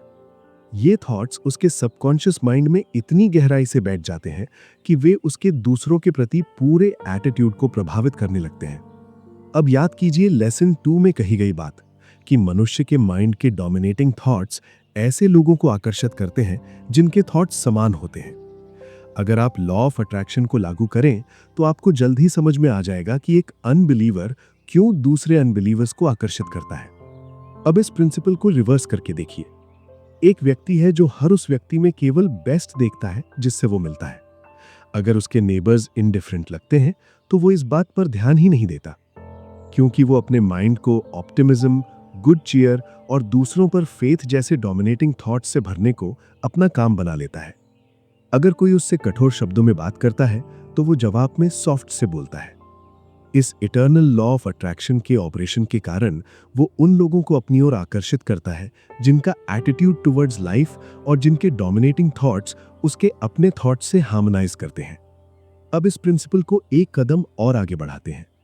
एक व्यक्ति है जो अच्छी तरह स्कूल्ड है और जिसके पास दुनिया को कोई महत्वपूर्ण सर्विस देने की एबिलिटी है। किसी समय उसने ये सुन लिया कि मॉडेस्टी एक महान वर्च्यू है और जीवन के स्टेज पर खुद को आगे लाना ईगोटिज्म जैसा लगता है। इसलिए वो चुपचाप बैक डोर से प्रवेश करता है और पीछे की सीट पर बैठ जाता है, जबकि जीवन के गेम में दूसरे खिलाड़ी साहस के साथ सामने आते हैं। वो पीछे ही बैठा रहता है क्योंकि उसे डर है लोग क्या कहेंगे। पब्लिक ओपिनियन या जो वो पब्लिक ओपिनियन समझता है उसे पीछे ढकेल देती है और दुनिया उसके बारे में बहुत कम सुनती है। उसकी स्कूलिंग का कोई महत्व नहीं रह जाता क्योंकि वो दुनिया को ये बताने से डरता है कि उसने क्या सीखा है। वो लगातार खुद को ऑटो सजेशन के माध्यम से ये कहता रहता है कि उसे बैकग्राउंड में ही रहना चाहिए, जैसे कि क्रिटिसिज्म वास्तव में उसे कोई नुकसान पहुंचा सकती हो। अब एक और व्यक्ति को देखिए। वो पुअर पेरेंट्स के घर में पैदा हुआ। जब से उसे याद है उसने हर जगह पावर्टी के एविडेंसेस देखे हैं, उसने पावर्टी की बातें सुनी हैं, उसने पावर्टी का ठंडा हाथ अपने कंधों पर महसूस किया है। ये अनुभव उस पर इतना गहरा प्रभाव डालता है कि वो इसे एक कर्स मान लेता है जिसे उसे स्वीकार करना ही है। अनजाने में वो इस बिलीफ का शिकार बन जाता है, वंस पुअर ऑलवेज पुअर। धीरे धीरे ये बिलीफ उसके माइंड का डोमिनेटिंग थॉट बन जाता है। वो उस हॉर्स की तरह हो जाता है जिसे बार बार हार्नेस और ब्रोकन किया गया हो, जब तक कि वो ये भूल ही न जाए कि उसके पास वो शक्ति है जिससे वो उस हार्नेस को तोड़ सकता है। इस प्रकार ऑटो सजेशन उसे धीरे धीरे जीवन के स्टेज के पीछे की ओर ढकेल देता है। अंततः वो एक क्विटर बन जाता है। उसकी एम्बिशन समाप्त हो जाती है। अब अपॉर्चुनिटी उसके पास नहीं आती, और अगर आती भी है तो उसके पास उसे देखने की विजन नहीं होती। वो अपने फेट को एक्सेप्ट कर लेता है। ये एक वेल एस्टैब्लिश्ड फैक्ट है कि माइंड की फैकल्टीज बॉडी के लिम्स की तरह अगर उनका उपयोग न किया जाए तो एट्रोफी होकर कमजोर हो जाती है। सेल्फ कॉन्फिडेंस भी इसका अपवाद नहीं है। ये उपयोग करने से डेवलप होता है, लेकिन उपयोग न करने पर डिसअपियर हो जाता है। इनहेरिटेड वेल्थ का एक बड़ा डिसएडवांटेज ये है कि ये अक्सर इनएक्शन और लॉस ऑफ सेल्फ कॉन्फिडेंस को जन्म देता है। कुछ वर्ष पहले वॉशिंगटन सिटी में मिसेस ईबी मकलीन के यहाँ एक बेबी बॉय का जन्म हुआ। कहा जाता है कि उसकी इनहेरिटेंस लगभग $100 मिलियन की थी। जब उस बेबी को कैरेज में घुमाने के लिए बाहर ले जाया जाता तो उसके साथ नर्सेज, असिस्टेंट नर्सेज, डिटेक्टिव्स और अन्य सर्वेंट्स रहते थे, जिनका काम ये सुनिश्चित करना था कि उसे कोई नुकसान न पहुंचे। जैसे जैसे ईयर्स बीतते गए, ये विजिलेंस उसी तरह जारी रही। इस चाइल्ड को अपने कपड़े खुद पहनने की जरूरत नहीं थी, उसके लिए सर्वेंट्स मौजूद थे। जब वो सोता था तब भी सर्वेंट्स उसकी निगरानी करते थे, और जब वो खेलता था तब भी। उसे ऐसा कोई काम करने की अनुमति नहीं थी जो कोई सर्वेंट उसके लिए कर सकता हो। इस तरह वो 10 इयर्स की उम्र तक पहुंच गया। एक दिन वो यार्ड में खेल रहा था और उसने देखा कि बैक गेट खुला हुआ है। अपने पूरे जीवन में वो कभी उस गेट के बाहर अकेले नहीं गया था, और स्वाभाविक रूप से वही चीज उसे करने की सबसे अधिक इच्छा हुई। एक क्षण ऐसा आया जब सर्वेंट्स का ध्यान कहीं और था। वो तेजी से गेट से बाहर भागा और सड़क के बीच तक पहुंचने से पहले ही एक ऑटोमोबाइल से टकराकर मारा गया। उसने अपने सर्वेंट्स की आंखों पर इतना भरोसा किया था कि उसकी अपनी आंखें उतनी सक्षम नहीं रह गई थीं जितनी वे हो सकती थीं अगर उसने उन पर भरोसा करना सीखा होता। करीब 20 इयर्स अगो जिस व्यक्ति के यहाँ मैं सेक्रेटरी के रूप में काम करता था, उसने अपने 2 सन्स को स्कूल भेजा। उनमें से एक यूनिवर्सिटी ऑफ वर्जीनिया गया और दूसरा न्यूयॉर्क के एक कॉलेज में। हर मंथ मेरा एक काम यह भी था कि मैं उन दोनों के लिए $100 का चेक बनाऊं। ये उनका पिन मनी था जिसे वे अपनी इच्छा से खर्च कर सकते थे। आज भी मुझे याद है कि जब मैं हर महीने वो चेक्स बनाता था तो मुझे उन लड़कों से कितनी एनवी होती थी। मैं अक्सर सोचता था कि फेट ने मुझे पॉवर्टी में जन्म क्यों दिया। मैं कल्पना करता था कि ये लड़के जीवन में कितनी ऊंचाइयों तक पहुंचेंगे, जबकि मैं एक साधारण क्लर्क ही बना रहूंगा। समय बीतने पर वे दोनों लड़के अपने शीप स्किन्स लेकर घर लौट आए। उनके फादर एक बहुत वेल्दी मैन थे। उनके पास banks, railroads, coal mines और कई अन्य मूल्यवान प्रॉपर्टीज थीं। उनके फादर्स एम्प्लॉय में इन लड़कों के लिए अच्छे पोजीशंस तैयार थे, लेकिन 20 इयर्स का समय उन लोगों के साथ क्रूअर ट्रिक्स खेल सकता है जिन्हें कभी स्ट्रगल नहीं करना पड़ा। शायद इसे इस तरह कहना अधिक सही होगा कि समय उन लोगों को खुद के साथ क्रूअर ट्रिक्स खेलने का मौका देता है जिन्होंने कभी स्ट्रगल नहीं किया। इन दोनों लड़कों ने स्कूल से केवल अपने शीप स्किन्स ही नहीं लाए, वे अपने साथ स्ट्रॉन्ग ड्रिंक की अच्छी खासी कैपेसिटी भी लेकर आए। और ये क्षमता उन्होंने इसलिए विकसित की क्योंकि उन्हें हर महीने मिलने वाले $100 के कारण उन्हें किसी भी तरह का स्ट्रगल करने की जरूरत नहीं थी। उनकी कहानी लंबी और दुखद है, जिसके डिटेल्स शायद आपको दिलचस्प न लगे, लेकिन उनका फिनिश यानी अंत अवश्य दिलचस्प है। जब ये लेसन लिखा जा रहा है तब मेरे डेस्क पर उस टाउन का न्यूज़पेपर रखा है जहां ये लड़के रहते थे। उनके फादर अब बैंकरप्ट हो चुके हैं और उनका महंगा मैंशन जहां ये लड़के पैदा हुए थे अब सेल के लिए लगाया गया है। उनमें से एक लड़का डिलीरियम ट्रेमेंस से यानी अत्यधिक शराब के कारण होने वाले गंभीर मानसिक रोग से मर गया, और दूसरा एक इंसेन असाइलम में है। यह जरूरी नहीं कि सभी रिच मैन सन्स का अंत ऐसा ही हो, लेकिन फिर भी यह फैक्ट बना रहता है कि इनएक्शन से एट्रोफी होती है, और एट्रोफी से एम्बिशन और सेल्फ कॉन्फिडेंस का नुकसान होता है। और इन आवश्यक क्वालिटीज के बिना मनुष्य जीवन में अनसर्टेनिटी के पंखों पर उड़ता हुआ इधर उधर भटकता रहता है, बिल्कुल उसी तरह जैसे एक सूखा लीफ हवा के झोंकों में उड़ता रहता है। स्ट्रगल वास्तव में कोई डिसएडवांटेज नहीं है, बल्कि ये एक बड़ा एडवांटेज है, क्योंकि ये उन क्वालिटीज को विकसित करता है जो बिना स्ट्रगल के हमेशा डोमिनेंट रह जाती। कई लोगों ने जीवन में अपने सही जगह इसलिए पाई क्योंकि उन्हें बचपन में एग्जिस्टेंस के लिए स्ट्रगल करना पड़ा। लेकिन इस एडवांटेज ऑफ स्ट्रगल को न समझने के कारण कई पेरेंट्स कहते हैं, जब मैं यंग था तो मुझे बहुत मेहनत करनी पड़ी, लेकिन मैं ये सुनिश्चित करूंगा कि मेरे चिल्ड्रन को आसान जीवन मिले। बेचारे फूलिश क्रीचर्स। एक आसान जीवन अक्सर इतना बड़ा हैंडीकैप बन जाता है कि अधिकांश यंग मैन या वुमेन उसे सहन नहीं कर पाते।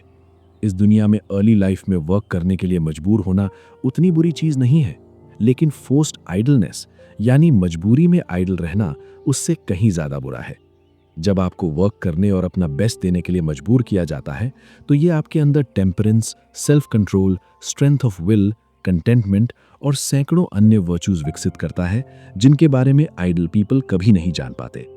सिर्फ इतना ही नहीं कि स्ट्रगल की आवश्यकता का अभाव एम्बिशन और विल पावर को कमजोर कर देता है, बल्कि इससे भी अधिक खतरनाक बात यह है कि ये व्यक्ति के माइंड में एक प्रकार की लेथार्जी पैदा कर देता है जो अंततः सेल्फ कॉन्फिडेंस के नुकसान का कारण बनती है। जो व्यक्ति स्ट्रगलिंग करना छोड़ देता है क्योंकि अब एफर्ट आवश्यक नहीं रहा, वो वास्तव में ऑटो सजेशन के प्रिंसिपल का उपयोग अपने ही सेल्फ कॉन्फिडेंस को कमजोर करने में कर रहा होता है। ऐसा व्यक्ति धीरे धीरे एक ऐसे फ्रेम ऑफ माइंड में पहुंच जाता है जहां वो उस व्यक्ति को जो अभी भी मेहनत कर रहा है कुछ हद तक कंटेम्प्ट की नजर से देखने लगता है। अगर आप पुनरावृत्ति को क्षमा करें तो ह्यूमन माइंड को एक इलेक्ट्रिक बैटरी के समान समझा जा सकता है। ये पॉजिटिव भी हो सकती है और नेगेटिव भी। सेल्फ कॉन्फिडेंस वो शक्ति है जिसके द्वारा माइंड को दोबारा रिचार्ज किया जाता है और उसे पॉजिटिव बनाया जाता है। अब इस रीजनिंग को सेल्समैनशिप पर लागू करके देखें और समझें कि इस महान क्षेत्र में सेल्फ कॉन्फिडेंस की क्या भूमिका है। इस देश के सबसे महान सेल्समैन में से एक कभी एक न्यूज़पेपर ऑफिस में क्लर्क हुआ करता था। यह समझना आपके लिए उपयोगी होगा कि उसने वर्ल्ड्स लीडिंग सेल्समैन की उपाधि कैसे प्राप्त की। वो एक टिमिड यंग मैन था और उसका स्वभाव कुछ हद तक रिटायरिंग प्रकार का था। वो उन लोगों में से था जो मानते हैं कि जीवन के स्टेज पर बैकडोर से प्रवेश करना और पीछे की सीट पर बैठ जाना ही सबसे अच्छा है। एक शाम उसने सेल्फ कॉन्फिडेंस विषय पर एक लेक्चर सुना। उस लेक्चर ने उसे इतना प्रभावित किया कि वो लेक्चर हॉल से ये दृढ़ निश्चय करके निकला कि वो खुद को उस रट से बाहर निकालेगा जिसमें वो फंस चुका था। वो पेपर के बिजनेस मैनेजर के पास गया और एडवर्टाइजिंग सॉलिसिटर की पोजीशन मांगी। उसे कमीशन बेसिस पर काम दे दिया गया। ऑफिस के लगभग सभी लोग ये उम्मीद कर रहे थे कि वो असफल होगा क्योंकि इस प्रकार की सेल्समैनशिप के लिए सबसे पॉजिटिव सेल्स एबिलिटी की आवश्यकता है। वो अपने रूम में गया और उन मर्चेंट्स की एक लिस्ट तैयार की जिनसे वो मिलने वाला था। कोई ये सोच सकता था कि वो उन लोगों के नाम लिखेगा जिन्हें सेल करना आसान होगा, लेकिन उसने ऐसा नहीं किया। उसने अपनी लिस्ट में केवल उन्हीं मर्चेंट्स के नाम लिखे जिनके पास पहले कई एडवर्टाइजिंग सॉलिसिटर्स जा चुके थे लेकिन सेल नहीं कर पाए थे। उसके लिस्ट में केवल 12 नेम्स थे। किसी से मिलने जाने से पहले वो सिटी पार्क गया। वहां उसने अपनी लिस्ट निकाली और उन 12 नेम्स को 100 टाइम्स पढ़ा। हर बार वो खुद से कहता, "You will purchase advertising space from me before the end of the month." फिर उसने अपने कॉल शुरू किए। पहले ही दिन उसने उन 12 इम्पॉसिबिलिटीज में से 3 को सेल कर लिया। सप्ताह के बाकी दिनों में उसने 2 और सेल्स कर ली। महीने के अंत तक उसने लिस्ट में दिए गए सभी मर्चेंट्स के साथ एडवर्टाइजिंग अकाउंट्स खोल लिए, सिवाय एक के। अगले महीने उसने कोई सेल नहीं की क्योंकि वो सिर्फ उसी वन ऑब्स्टिनेट मर्चेंट के पास जाता रहा। हर सुबह जब स्टोर खुलता वो वहां पहुंच जाता और हर सुबह मर्चेंट कहता नो। मर्चेंट जानता था कि वो एडवर्टाइजिंग स्पेस नहीं खरीदेगा, लेकिन उस यंग मैन को यह पता नहीं था। जब मर्चेंट नो कहता तो वो उसे सुनता ही नहीं था और अगले दिन फिर आ जाता। महीने के आखिरी दिन लगातार 30 टाइम्स नो कहने के बाद मर्चेंट ने कहा, "सुनो यंग मैन, तुमने पूरा महीना मुझे सेल करने की कोशिश में बर्बाद कर दिया। अब मैं जानना चाहता हूं कि तुमने अपना समय बर्बाद क्यों किया?" उसने तुरंत उत्तर दिया, "वेस्टेड माई टाइम नथिंग। मैं तो स्कूल जा रहा था और आप मेरे टीचर थे। अब मुझे पता है कि एक मर्चेंट एडवर्टाइजिंग न खरीदने के लिए कौन कौन से आर्ग्यूमेंट्स देता है, और इसके अलावा मैं खुद को सेल्फ कॉन्फिडेंस में ड्रिल भी कर रहा था।" यह सुनकर मर्चेंट ने कहा, "मैं भी एक कन्फेशन करना चाहता हूं। मैं भी स्कूल जा रहा था और तुम मेरे टीचर थे। तुमने मुझे पर्सिस्टेंस का ऐसा लेसन सिखाया है जो मेरे लिए बहुत वैल्यूबल है, और अपनी अप्रिसिएशन दिखाने के लिए मैं तुम्हें एडवर्टाइजिंग स्पेस का ऑर्डर दे रहा हूं।" और इस तरह फिलाडेल्फिया नॉर्थ अमेरिकन का सबसे बड़ा एडवर्टाइजिंग अकाउंट मिला। यही वो क्षण था जिसने उस यंग मैन की ऐसी रेपुटेशन की शुरुआत की जिसने उसे आगे चलकर मिलियनेयर बना दिया। वो इसलिए सफल हुआ क्योंकि उसने जानबूझकर अपने माइंड को इतनी सेल्फ कॉन्फिडेंस से भर दिया था कि उसका माइंड एक इररेजिस्टिबल फोर्स बन गया। जब वो उन 12 नेम्स की लिस्ट बना रहा था तब उसने वो काम किया जो 100 में से 99 लोग नहीं करते। उसने उन्हीं लोगों के नाम चुने जिन्हें सेल करना सबसे कठिन था, क्योंकि वो समझता था कि उन लोगों को सेल करने की कोशिश में जो रेजिस्टेंस मिलेगा वही उसे स्ट्रेंथ और सेल्फ कॉन्फिडेंस देगा। वह उन बहुत कम लोगों में से एक था जो यह समझते हैं कि सभी रिवर्स और कुछ मैन टेढ़े इसलिए हो जाते हैं क्योंकि वे लाइन ऑफ लीस्ट रेजिस्टेंस का अनुसरण करते हैं। अब मैं थोड़ी देर के लिए इस लाइन ऑफ थॉट को रोककर एक डाइग्रेशन करना चाहता हूं और वाइव्स ऑफ मेन के लिए एक सलाह देना चाहता हूं। ध्यान रखें, ये पंक्तियां केवल वाइव्स के लिए हैं और हस्बैंड से यह अपेक्षा नहीं की जाती कि वे इसे पढ़ें। मैंने 16,000 से अधिक पीपल का एनालिसिस किया है जिनमें से अधिकांश मैरिड मैन थे। इस अध्ययन से मैंने एक ऐसी बात सीखी है जो वाइव्स के लिए बहुत उपयोगी हो सकती है। मैं अपनी बात इन शब्दों में कहना चाहूंगा। आपके पास यह शक्ति है कि आप अपने हस्बैंड को हर दिन उसके वर्क, बिजनेस या प्रोफेशन पर इस तरह भेजें कि उसके मन में गहरा सेल्फ कॉन्फिडेंस हो। यह सेल्फ कॉन्फिडेंस उसे दिन की कठिन परिस्थितियों से सफलतापूर्वक पार करा सकता है और उसे रात में स्माइलिंग और हैप्पी होकर घर वापस ला सकता है। मेरे पुराने परिचितों में से एक व्यक्ति ने एक ऐसी महिला से विवाह किया जिसके फॉल्स टीथ थे। एक दिन उसकी वाइफ के दांत गिर गए और उनका प्लेट टूट गया। हस्बैंड ने उन टुकड़ों को उठाया और उन्हें ध्यान से देखने लगा। वह उन्हें इतनी रुचि से देख रहा था कि उसकी वाइफ ने कहा, अगर तुम ठान लो तो तुम ऐसे टीथ खुद बना सकते हो। यह व्यक्ति एक फार्मर था जिसकी एम्बिशंस कभी उसकी छोटी फार्म की सीमा के बाहर नहीं गई थी, जब तक उसकी वाइफ ने यह बात नहीं कही। वह उसके पास आई, उसके शोल्डर पर हाथ रखा और उसे डेंटिस्ट्री सीखने के लिए प्रोत्साहित किया। आखिरकार उसने उसे शुरुआत करने के लिए कोक्स कर लिया। आज वही व्यक्ति वर्जीनिया स्टेट के सबसे प्रोमिनेंट और सक्सेसफुल डेंटिस्ट्स में से एक है। मैं उसे अच्छी तरह जानता हूं क्योंकि वे मेरे पिता हैं। कोई भी व्यक्ति यह नहीं बता सकता कि उस मैन के लिए कितनी बड़ी पॉसिबिलिटीज ऑफ अचीवमेंट मौजूद हैं जिसकी वाइफ उसके पीछे खड़ी होकर उसे बड़े और बेहतर एंडेवर के लिए प्रेरित करती है। यह एक वेल नोन फैक्ट है कि एक वुमन किसी मैन को इतना प्रेरित कर सकती है कि वह लगभग सुपर ह्यूमन फीट्स कर दिखाए। आपका राइट और ड्यूटी है कि आप अपने हस्बैंड को प्रोत्साहित करें और उसे योग्य अंडरटेकिंग्स में आगे बढ़ने के लिए प्रेरित करें, जब तक कि वह दुनिया में अपनी सही प्लेस न खोज ले। आप उसे दुनिया के किसी भी व्यक्ति से अधिक एफर्ट करने के लिए प्रेरित कर सकती हैं। उसे यह विश्वास दिलाएं कि रीजन की सीमा के भीतर कोई भी चीज उसकी पावर ऑफ अचीवमेंट से बाहर नहीं है। यदि आप ऐसा करती हैं तो आपने उसे ऐसी सर्विस दी होगी जो उसे जीवन की बैटल में जीतने में बहुत मदद करेगी।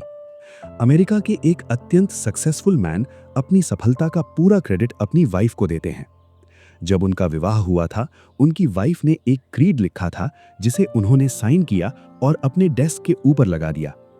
जिस वुमन ने यह क्रीड लिखा था वह एक प्रथम श्रेणी की प्रैक्टिकल साइकोलॉजिस्ट थी। ऐसी वुमन के इन्फ्लुएंस और गाइडेंस के साथ कोई भी मैन उल्लेखनीय सक्सेस प्राप्त कर सकता है। अगर आप इस क्रीड का एनालिसिस करेंगे तो पाएंगे कि इसमें पर्सनल प्रोनाउन का उपयोग बहुत अधिक किया गया है। यह सेल्फ कॉन्फिडेंस की अफर्मेशन से शुरू होता है जो बिल्कुल उचित है। कोई भी व्यक्ति इस क्रीड को अपना नहीं सकता बिना उस पॉजिटिव एटीट्यूड को विकसित किए जो लोगों को उसकी सक्सेस की स्ट्रगल में मदद करने वाले लोगों को आकर्षित करता है। यह हर सेल्समैन के लिए अपनाने योग्य एक शानदार क्रीड है। अगर आप भी इसे अपनाएं तो आपकी सक्सेस की संभावना को नुकसान नहीं होगा। लेकिन केवल इसे अपना लेना ही पर्याप्त नहीं है, आपको इसे प्रैक्टिस करना होगा। इसे बार बार पढ़ें जब तक कि आपको ये पूरी तरह बाय हार्ट याद ना हो जाए। फिर इसे हर दिन कम से कम एक बार रिपीट करें जब तक कि ये सचमुच आपके मेंटल मेकअप का हिस्सा ना बन जाए। इसकी एक कॉपी अपने सामने रखें ताकि ये आपको हर दिन आपकी प्लेज की याद दिलाती रहे कि आपको इसे प्रैक्टिस करना है। ऐसा करके आप ऑटो सजेशन के प्रिंसिपल का प्रभावी उपयोग करेंगे और सेल्फ कॉन्फिडेंस विकसित करेंगे। लोग आपके इस प्रोसीजर के बारे में क्या कहते हैं इसकी चिंता मत करें। बस ये याद रखें कि सक्सेस पाना आपका अपना काम है और अगर इस क्रीड को अच्छी तरह मास्टर करके लागू किया जाए तो ये आपको सफलता की ओर बहुत आगे तक ले जा सकता है। आपने लेसन 2 में सीखा था कि कोई भी आइडिया जिसे आप बार बार एफर्मेशन के माध्यम से अपने सबकॉन्शियस माइंड में मजबूती से स्थापित करते हैं वो अपने आप एक प्लान या ब्लूप्रिंट बन जाता है। फिर एक अनसीन पावर उस ब्लूप्रिंट का उपयोग करके आपके एफर्ट्स को उस ऑब्जेक्टिव की ओर निर्देशित करती है जो उस प्लान में लिखा होता है। आप ये भी सीख चुके हैं कि जिस प्रिंसिपल के माध्यम से आप अपने माइंड में कोई भी आइडिया स्थापित कर सकते हैं उसे ऑटो सजेशन कहा जाता है। इसका सीधा अर्थ है वो सजेशन जो आप अपने ही माइंड को देते हैं। इसी ऑटो सजेशन के प्रिंसिपल की ओर एमर्सन संकेत कर रहे थे जब उन्होंने लिखा, nothing can bring you peace but yourself. इसी तरह आपको यह भी याद रखना चाहिए, nothing can bring you success but yourself. निश्चित रूप से अगर आप बड़ी सक्सेस प्राप्त करना चाहते हैं तो आपको दूसरों के कोऑपरेशन की आवश्यकता होगी, लेकिन आपको वो कोऑपरेशन कभी नहीं मिलेगा जब तक आप अपने माइंड को सेल्फ कॉन्फिडेंस के पॉजिटिव एटीट्यूड से भर नहीं देते। शायद आपने कभी सोचा होगा कि कुछ लोग हाईली पेड पोजीशंस तक पहुंच जाते हैं, जबकि उनके आसपास के कई लोग जिनके पास उतनी ही ट्रेनिंग है और जो उतना ही वर्क करते दिखाई देते हैं, आगे क्यों नहीं बढ़ पाते? अगर आप इन दोनों प्रकार के लोगों में से किसी दो व्यक्तियों को चुनकर उनका स्टडी करें तो आपको कारण तुरंत समझ में आ जाएगा। आप पाएंगे कि जो व्यक्ति आगे बढ़ता है वो बिलीव्स इन हिमसेल्फ, और वो अपने इस विश्वास को इतनी डायनामिक और अग्रेसिव एक्शन के साथ दिखाता है कि दूसरे लोग भी जान जाते हैं कि उसे अपने ऊपर विश्वास है। आप ये भी देखेंगे कि ये सेल्फ कॉन्फिडेंस कंटेजियस होता है, ये इंपेलिंग होता है, ये पर्सुएसिव होता है और ये दूसरों को आकर्षित करता है। इसके विपरीत जो व्यक्ति आगे नहीं बढ़ता, उसके फेस, उसकी बॉडी पोस्चर, उसके स्टेप की सुस्ती और उसके बोलने की अनसर्टेनिटी से साफ पता चलता है कि उसमें सेल्फ कॉन्फिडेंस की कमी है। जिस व्यक्ति को खुद पर कॉन्फिडेंस नहीं होता, उस पर लोग ज्यादा ध्यान नहीं देते। वो दूसरों को आकर्षित नहीं कर पाता क्योंकि उसका माइंड एक नेगेटिव फोर्स बन जाता है जो लोगों को रिपेल करता है। किसी भी फील्ड ऑफ एंडेवर में सेल्फ कॉन्फिडेंस या उसकी कमी इतनी महत्वपूर्ण नहीं होती जितनी कि सेल्समैनशिप के क्षेत्र में।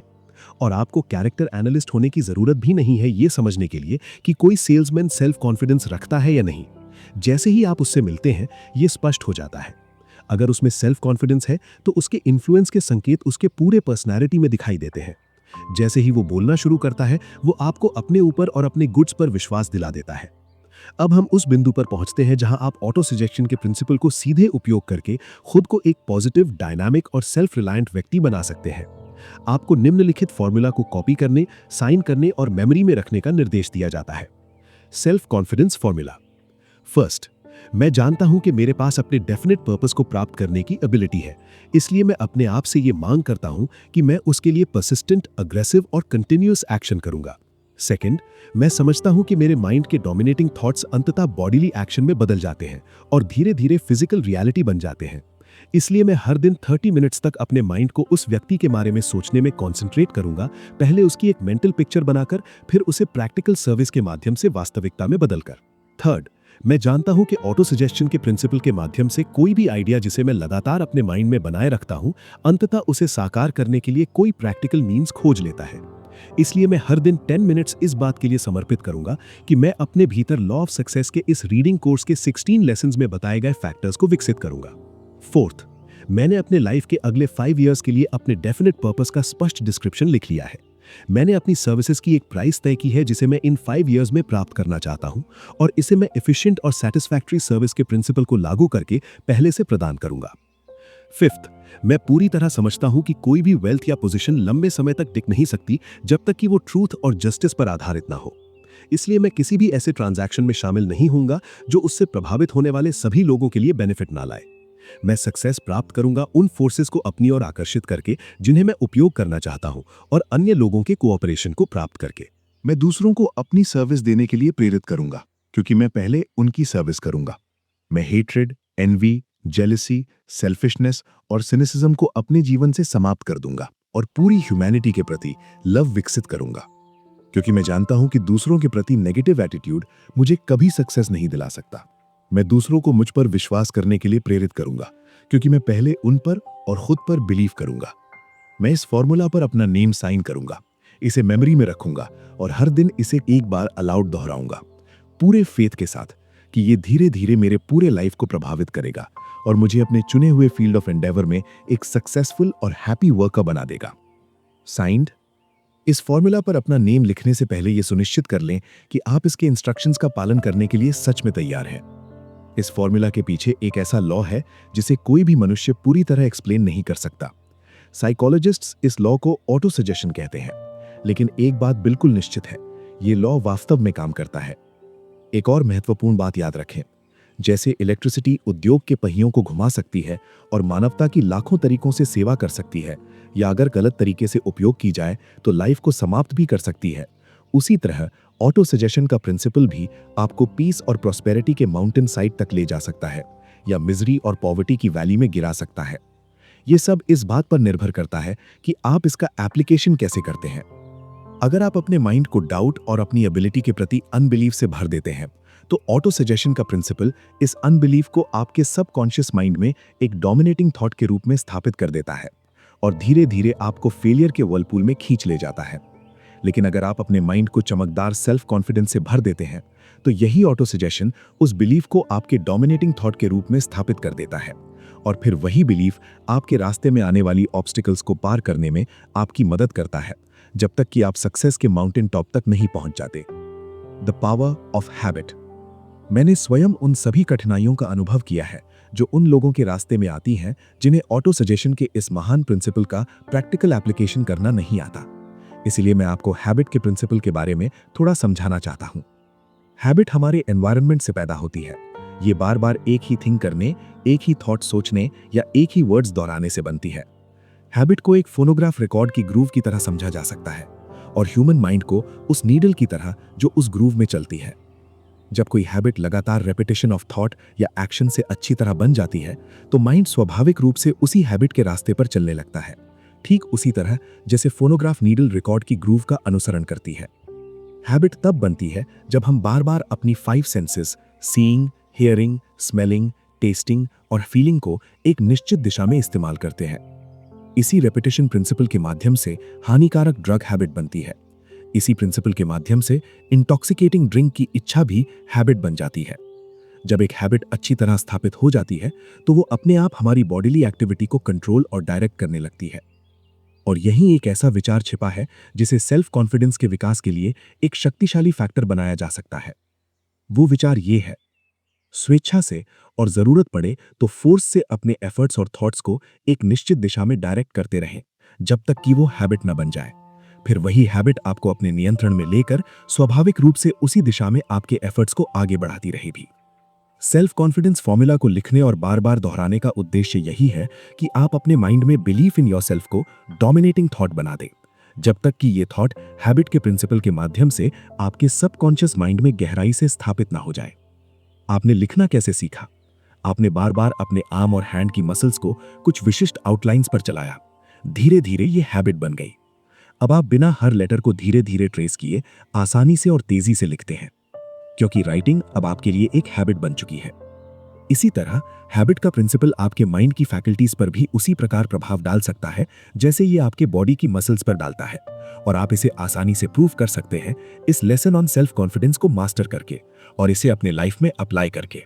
कोई भी स्टेटमेंट जिसे आप बार बार खुद से कहते हैं या कोई भी डिजायर जिसे आप बार बार दोहराकर अपने माइंड में गहराई से स्थापित करते हैं, अंततः आपके फिजिकल आउटवर्ड बॉडीली एफर्ट्स के माध्यम से अभिव्यक्त होने लगती है।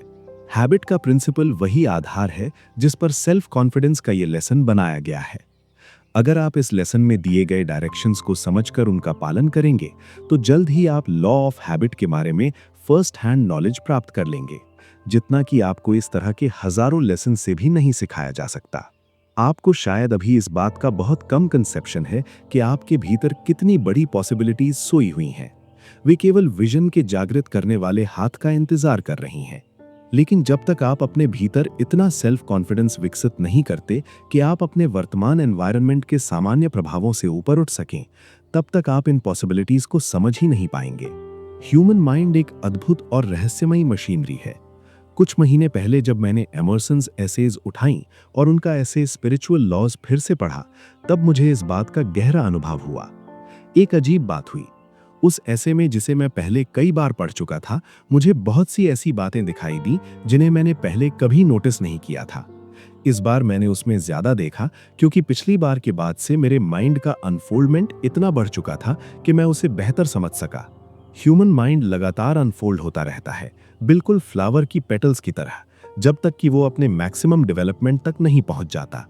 ये मैक्सिमम क्या है, ये कहाँ समाप्त होता है, या क्या ये कभी समाप्त होता भी है या नहीं, ये ऐसे प्रश्न हैं जिनका कोई स्पष्ट उत्तर नहीं है।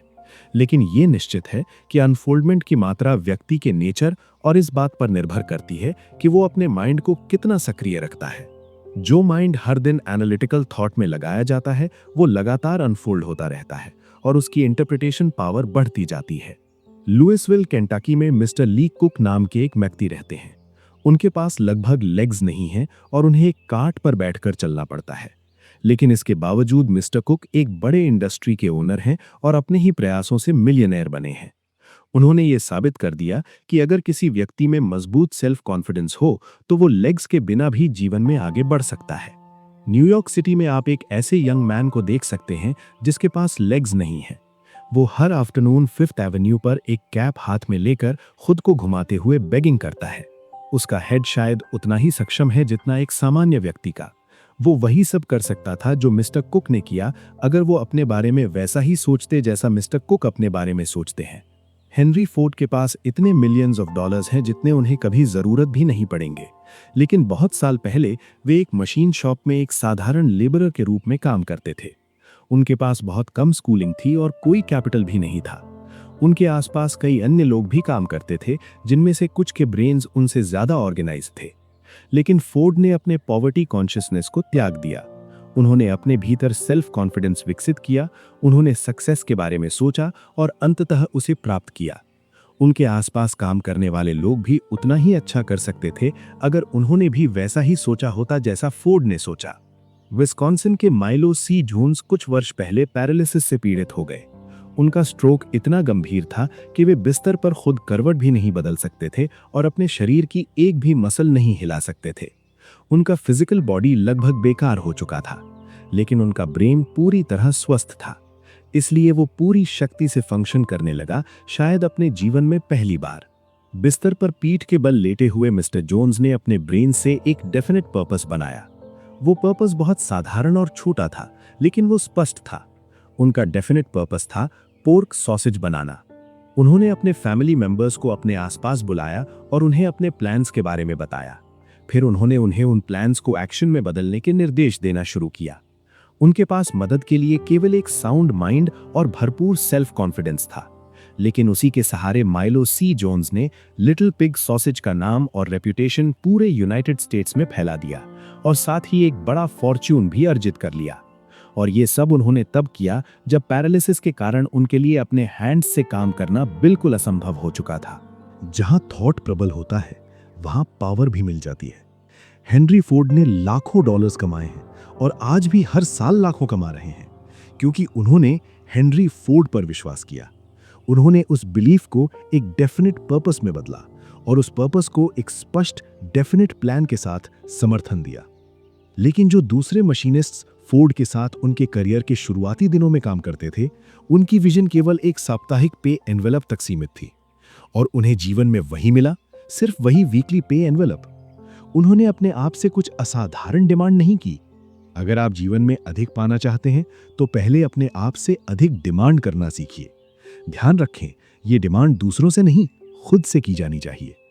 यहां मुझे एक प्रसिद्ध पोएम याद आती है जिसके ऑथर ने एक महान साइकोलॉजिकल ट्रूथ व्यक्त किया है। If you think you are beaten, you are. If you think you dare not, you don't. If you like to win but you think you can't, it is almost certain you won't. If you think you lose, you've lost. For out of the world we find, success begins with a fellow's will. It's all in the state of mind. If you think you are outclassed, you are.